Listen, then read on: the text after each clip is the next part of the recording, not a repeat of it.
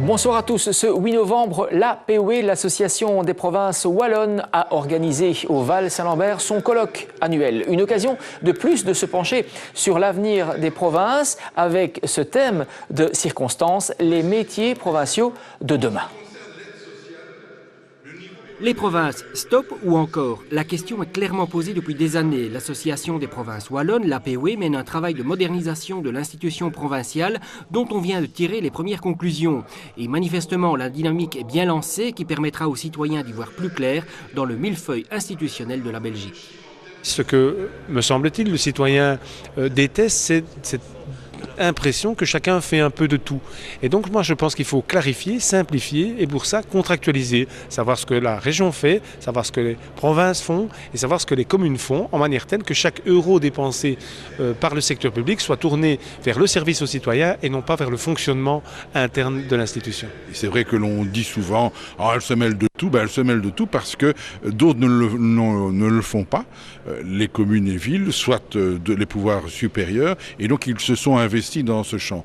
Mais tout n'est pas figé et c'est en quoi la dynamique mise sur pied par l'APOE est une dynamique positive. Ce qui était vrai hier n'est pas nécessairement vrai aujourd'hui et demain. Et donc nous devons poursuivre cette réflexion par l'abandon de compétences, mais peut-être aussi par la demande d'avoir de nouvelles compétences. Car aujourd'hui, on en est là. Les provinces ne sont plus sur la défensive. Elles ont un savoir-faire ancestral et maintenant, elles veulent le faire savoir parce que c'est là que le bas blesse. C'est sans doute dû au fait que la province puise sa légitimité très très loin dans l'histoire et on pense à l'UT à Charleroi, aux arts et métiers à la Louvière ou à l'IPES à Ath. Eh bien, c'est des noms qui résonnent fort dans le fond dans chacune de ces régions et dont les projets ont été initiés avant même le suffrage universel, avant même la loi sur les 3x8. Et donc c'est dire si les provinces ont eu la capacité à l'époque d'innover, de se projeter dans le futur et de répondre aux besoins réels des gens.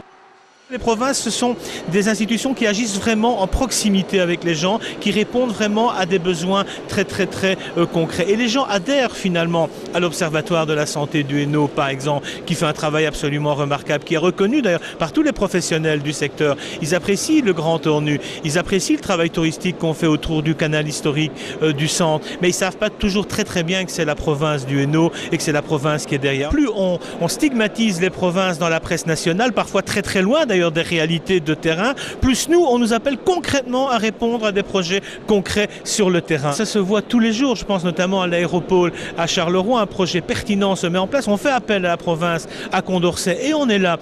De l'autre côté, sur l'e-school, dans la région de Tournai, eh bien là encore, sur ce projet extraordinaire de campus technologique, eh bien on fait encore appel à la province et nous répondons.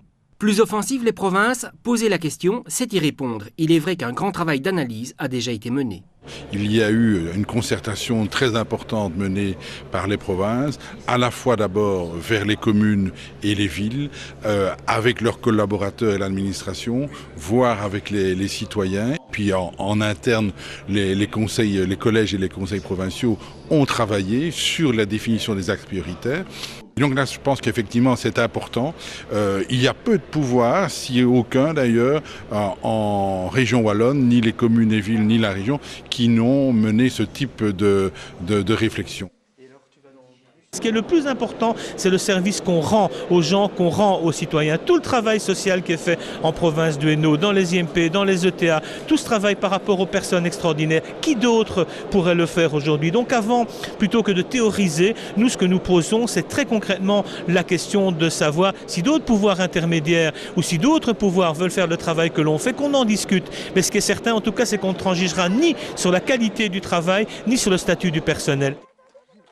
Et donc, les provinces wallonnes réaffirment désormais qu'elles sont là et qu'elles comptent bien y rester. Jusqu'au 22 janvier, le BPS 22 à Charleroi, l'espace de création contemporaine de la province de Hainaut, présente une exposition étonnante consacrée à la production visuelle du mouvement punk. À voir absolument la semaine prochaine dans Dialogue Hainaut. À très bientôt.